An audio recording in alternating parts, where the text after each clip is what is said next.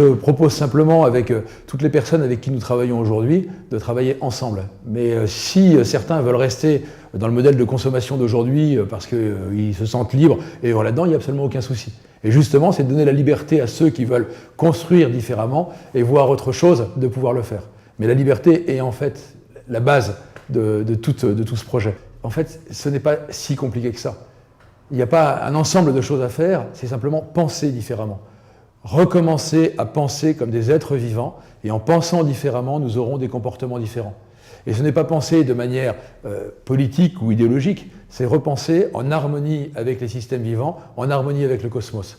Et là, la vie va s'occuper de nous, parce que de toute façon, elle est partout, c'est la vigueur de la vie qui nous inspirera nos relations. Encore une fois, ce n'est pas forcément quelque chose d'universel. Je l'ai dit tout à l'heure, le principe de la vie, c'est la diversité et la relation.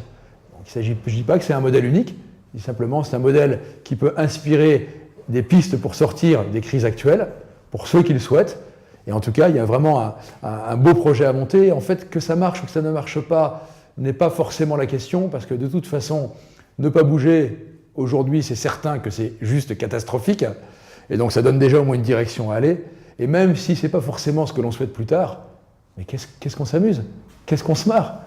On a une vision, on a un objectif, et en général, je peux vous garantir que je suis avec des gens extraordinaires et que il y a de l'émulation et au moins on construit, quoi.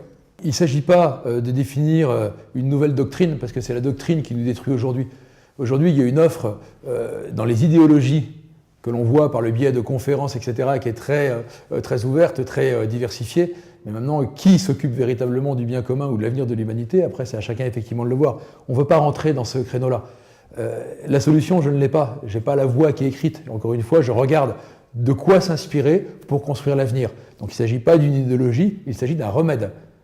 Prenons un petit remède tous les jours, un petit peu de vie, et puis ça va se mettre en place. Mais effectivement, le principal risque qui nous menace aujourd'hui, c'est celui de nous renfermer dans des idéologies qui, même si elles sont bonnes, pourront très bien s'opposer à la diversité ou s'opposer à la liberté. Chacun doit être acteur de sa propre vie, être heureux dans sa propre vie, et ainsi être acteur de la vie du monde avec l'ensemble des autres humains et des autres espèces. Dans les systèmes vivants, ça marche comme ça depuis 4 milliards d'années. En fait, quand l'abeille va visiter la fleur, elle n'y va pas par altruisme, elle y va parce que finalement c'est son métier, mais en faisant cela, elle pollinise et elle apporte d'autres fleurs tout aussi belles les unes que les autres. C'est comme ça que fonctionnent les systèmes vivants.